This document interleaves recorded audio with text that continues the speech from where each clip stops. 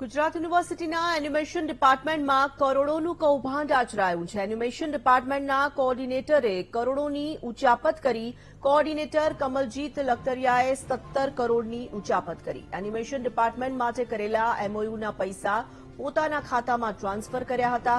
સમગ્ર બાબત યુનિવર્સિટીને ધ્યાને આવતા કમલજીતને શોકોઝ નોટિસ ફટકારી છે. કમલજીત લખતરિયાને લેખિતમાં જવાબ રજૂ કરવા માટે સમય આપવામાં આવ્યો છે.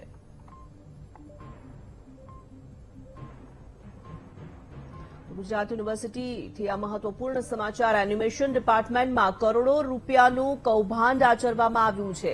એનિમેશન ડિપાર્ટમેન્ટના કોઓર્ડિનેટરે કરોડોની ઉચાપત કરી હોવાની વાત સામે આવી રહી છે. કોઓર્ડિનેટર કમલજીત લખતરિયાએ 17 કરોડ રૂપિયાની ઉચાપત કરી છે. એનિમેશન ડિપાર્ટમેન્ટ માટે કરેલા એમઓયુના પૈસા પોતાના ખાતામાં ટ્રાન્સફર કરી લીધા હતા. સમગ્ર બાબત યુનિવર્સિટીને ધ્યાને આવતા કમલજીતને શોકોઝ નોટિસ ફટકારવામાં આવી છે. કમલજીત લખતરિયાને લેખિતમાં જવાબ રજૂ કરવા માટેનો સમય પણ આપવામાં આવ્યો છે. સંવાદદાતા અપૂર્વ છે ફોનલાઈન પર. અપૂર્વ, ગુજરાત યુનિવર્સિટીના એનિમેશન ડિપાર્ટમેન્ટમાં કરોડોનું કૌભાંડ આચરાયું છે. શું છે આ સમગ્ર મામલે જાણકારી?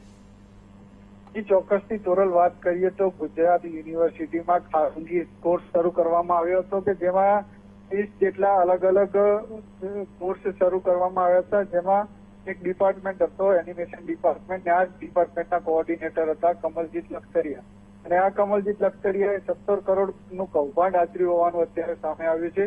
વાત કરવા જઈએ તો એનિમેશન ડિપાર્ટમેન્ટમાં જે સાધનો માટેના જે એમઓયુ થયા હતા કે જે અલગ અલગ સુવિધાઓ વિદ્યાર્થીઓને પહોંચાડવાની તે માટેના એમઓયુ થયા હતા, અને આ એમઓયુના જે પૈસા હતા તે આ જે એનિમેશન ડિપાર્ટમેન્ટના કોઓર્ડિનેટર કમલજીત લખતરિયાએ પોતાના ખાતામાં ટ્રાન્સફર કરી દીધા છે.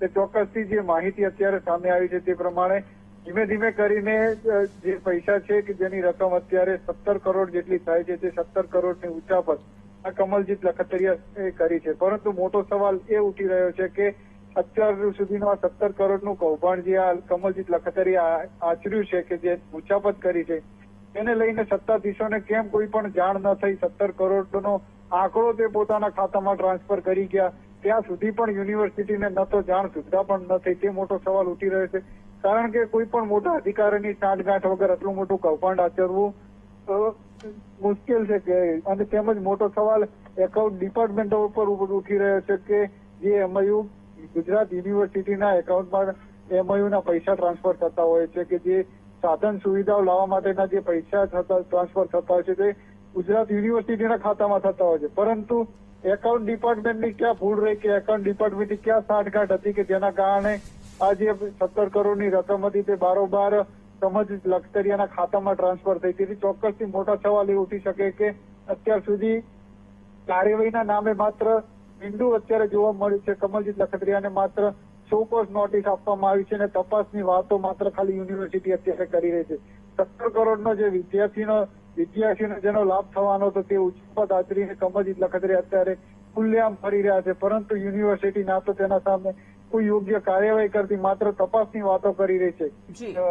કમલજીત લખતરિયાને 10 દિવસમાં જવાબ રજૂ કરવા માટેનો સમય આપવામાં આવ્યો હતો, પરંતુ એ 10 દિવસનો સમય વીત્યા છતાં પણ ફરી 5 દિવસનો સમય વધુ આપવામાં આવે છે. તેનો પણ કોઈ જવાબ આપવા સત્તાધીશો તૈયાર નથી કે વધુ 5 દિવસની મુદત જવાબ રજૂ કરવા માટે કેમ આપવામાં આવે. તેથી ચોક્કસથી કહી શકાય કે કમલજીત લખતરિયાને બચાવવા અને તેના સાથે જે સંકળાયેલા છે તે અધિકારીઓને બચાવવા માટે યુનિવર્સિટી ચોક્કસથી અત્યારે પ્રયાસ કરી રહી છે.